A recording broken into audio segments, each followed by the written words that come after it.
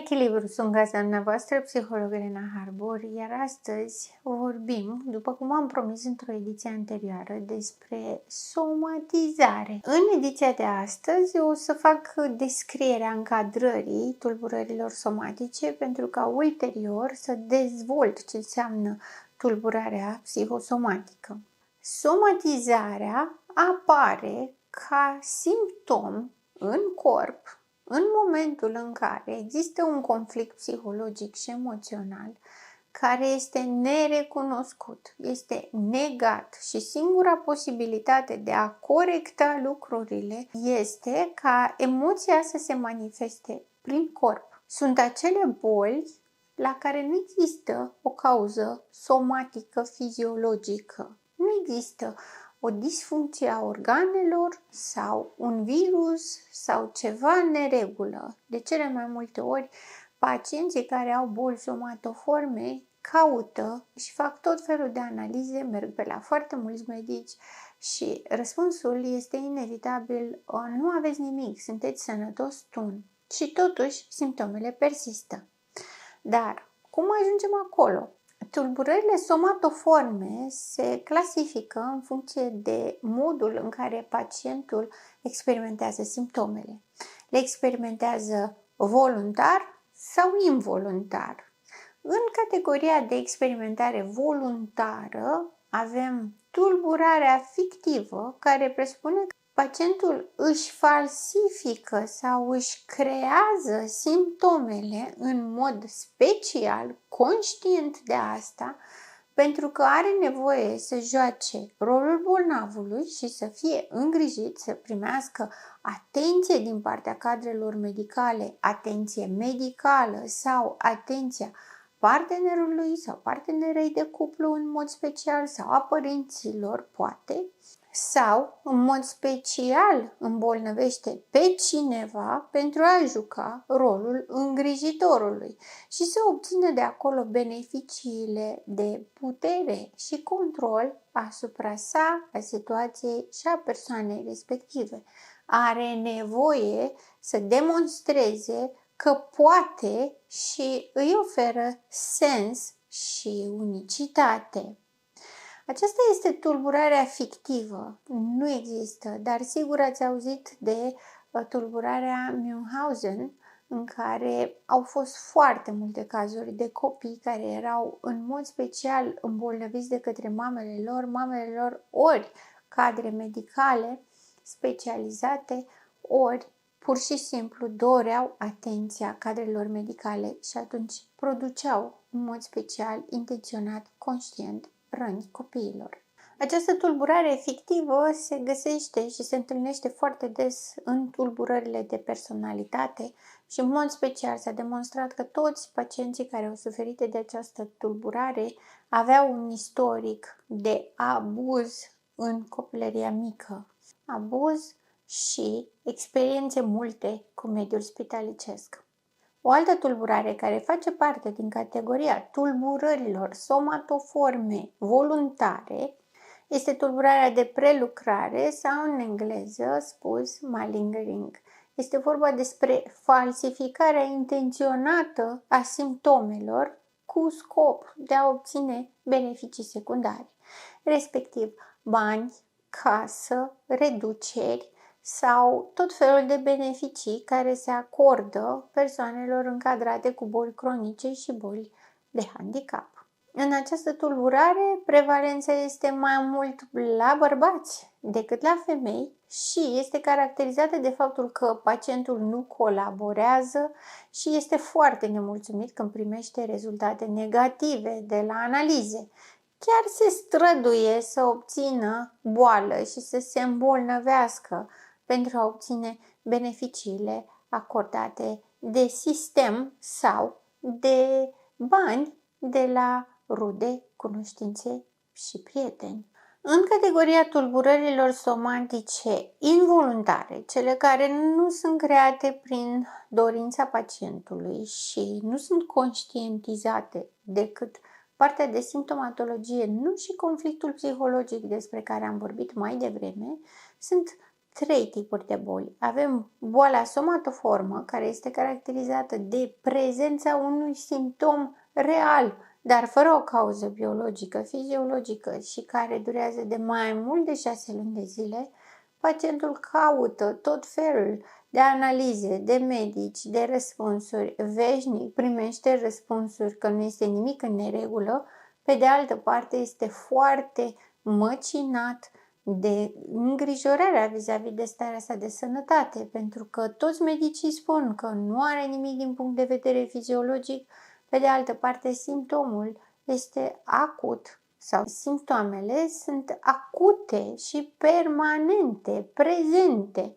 Ceea ce se întâmplă în tulburarea somatoformă ne face clar că nu este o cauză fiziologică, este faptul că simptomul sau simptomele apar din când în când, nu sunt prezente permanent, sunt variabile, adică pot uneori să apară la factorul stresor, pot să apară și în absența factorului stresor. Nu există o cauzalitate directă cu un răspuns direct al simptomului și, mai mult decât atât, sunt foarte creative. Pot să dea răspunsuri și reacții somatice în corp, adică să apară alte simptome coroborate, dar aparent fără nicio legătură între ele. Și atunci persoana ajunge să trăiască o stare de disconfort permanent, o exagerare a grijii față de starea sa de sănătate pentru că nu găsește niciun răspuns. Deseori persoanele sunt foarte suspicioase, devin paranoice vis-a-vis de actul medical față de medici, au impresia că medicii nu sunt suficient de pregătiți sau nu știu despre ce vorbesc, că analizele sunt proaste, pentru că simptomul există și nimeni nu-i dă niciun răspuns. Lucru care nu face altceva decât să amplifice starea de disconfort și să amplifice prezența simptomului, bar chiar să apară și alte simptome. A doua tulburare este tulburarea neurologică sau tulburarea de funcționare neurologică, numită și tulburarea de conversie. Această tulburare produce o deteriorare a vieții psihosociale datorită acestei preocupări față de starea de sănătate. Durează de mai mult de 6 luni de zile. Poate să apară între 10 și 35 de ani, adică este o perioadă destul de lungă în care ea poate să apară și să se manifeste și are în vedere cel puțin un simptom neurologic care nu are o cauză fiziologică și, mai mult decât atât, nu poate fi explicat printr-o altă tulburare. Sunt aici caracteristice celebrele paralizii, mutismul, surzirea, tinitusul, orbirea, dezechilibrul la statul în picioare sau imposibilitatea mersului drept, amețelurile și foarte multe alte simptome care sunt create și apar real din cauza stării de stres. Mai sunt numite și boli ale stresului, care medicii consideră că merită să fie tratate doar prin relaxare, vacanță, eliminarea factorilor de stres. Acum, este oarecum trist și dramatic pentru că atâta timp cât se caută o cauză biologică și nu se găsește cauză biologică, este clar că este o cauză psihologică. Nu este suficient ca medicul să spună da, nu există nicio disfuncție la nivel fiziologic, deci trebuie doar să te odihnești. Pentru că, deși nu este un sfat rău să te odihnești, întotdeauna este un lucru bun. Să elimini cauza stresului, iarăși, este un lucru bun. Pe de altă parte, cum poți să elimini o sursă a stresului pe care nu o cunoști?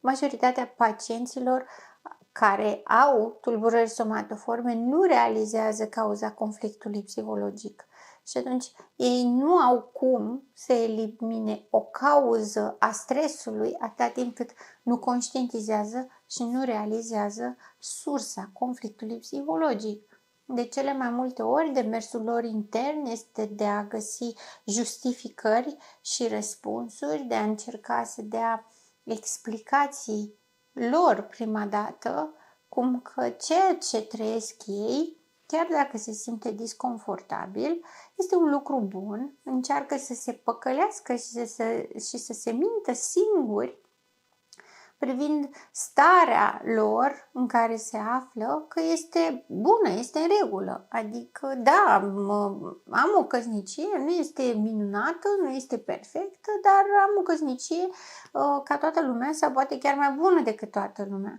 Da, nu sunt apropiată de soțul meu, dar atâta timp cât nu mă bate și nu mă înșală, totul e ok. Nu ne vorbim foarte multe noi doi, dar fiecare își vede de treaba lui și familia merge înainte. Este imposibil ca atâta timp cât încerc să mă păcălesc singur și să găsesc justificări la lucruri care nu-mi convin și nu îmi aduc o stare de bine și nu mă mulțumesc să mă țin într-un echilibru funcțional, este clar că voi dezvolta o boală somatică sau cel puțin un simptom somatic, așa cum este tulburarea de conversie, pentru că bătălia are loc la nivelul creierului. La nivelul creierului încerci să transformi realitatea. Ceea ce vezi că nu e bine, că e abuz, că este lipsă de iubire, că este folosit, că este jignitor, umilitor, denigrant, tu încerci să le faci să pară că sunt normale, să pară că sunt iubire.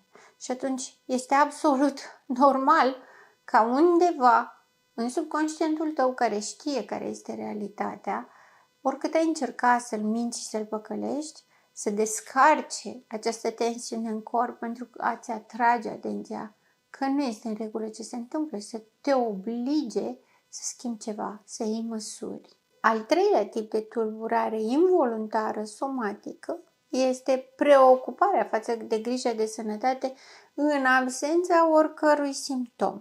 Simptomul este doar imaginat și aici avem ipohondria, celebra ipohondrie în care persoana caută tot timpul orice senzație ar avea în corp să nu fie cumva simptomul unei boli cronice sau unei boli fatale. Produce o deteriorare semnificativă în relațiile psihosociale și în funcționarea per total a persoanei, pentru că o obligă să caute foarte multe analize, foarte mulți doctori și să aibă această suspiciozitate vis-a-vis de rezultatele negative.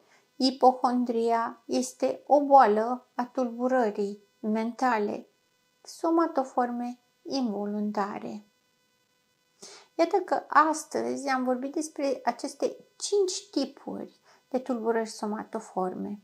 Sunt tulburări care apar atunci când în mintea noastră se produce o discrepanță, o disonanță între realitate, nevoia psihoemoțională și modul în care gândim.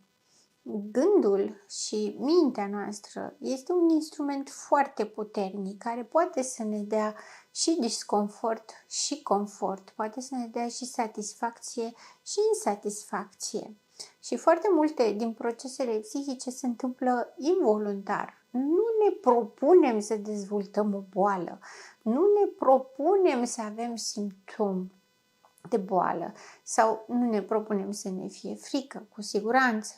Pe de altă parte, atunci când ceva din realitatea noastră accentuează frica noastră de a face față, de a rezolva, de a putea confrunta situațiile problematice, apar mecanismele de apărare și apar mecanismele de compensare. Ele sunt menite să ne protejeze, dar dacă noi credităm foarte mult și rămânem în aceste mecanisme de apărare, să le folosim și să funcționăm, este ca și cum am funcționat pe generatorul de rezervă, care la un moment dat începe și de erori.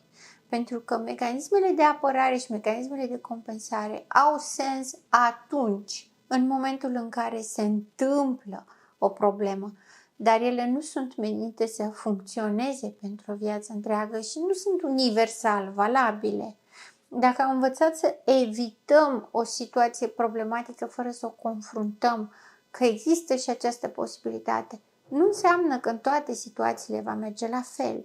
Și atunci când încercăm să mascăm disconfortul, nefericirea dintr-o relație toxică, dintr-un abuz, negăm abuzul și ne gândim că e ceva normal, că așa trebuie să fie, că așa e la toată lumea, ne creăm singuri aceste tulburări. Pentru că mergem pe generatorul de rezervă. La un moment dat începe și dă rateuri și nu numai că dă rateuri, se arde. Mecanismele de apărare nu vor mai funcționa, nu ne vor mai scoate din belele în situații critice.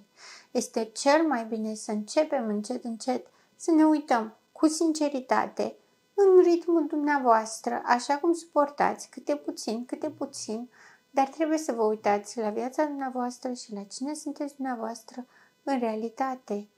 Pentru că orice tendință a mecanismelor de apărare de a îndulci situația, de a crea o imagine cu care putem să trăim, de a crea un gând cu care noi să ne împăcăm și să mai îndulcească puțin realitatea noastră, nu face altceva decât să prelungească agonia și să crească riscul unei tulburări somatoforme. Îmi doresc să nu ajungeți în pragul în care să dezvoltați o tulburare somatoformă doar pentru a avea nevoie să ieșiți dintr-o relație toxică. Se poate mult mai bine și mult mai ușor într-o viață normală și sănătoasă. Sunt gazda dumneavoastră, psiholog Elena Harbour, și până data viitoare, rămâneți în echilibru.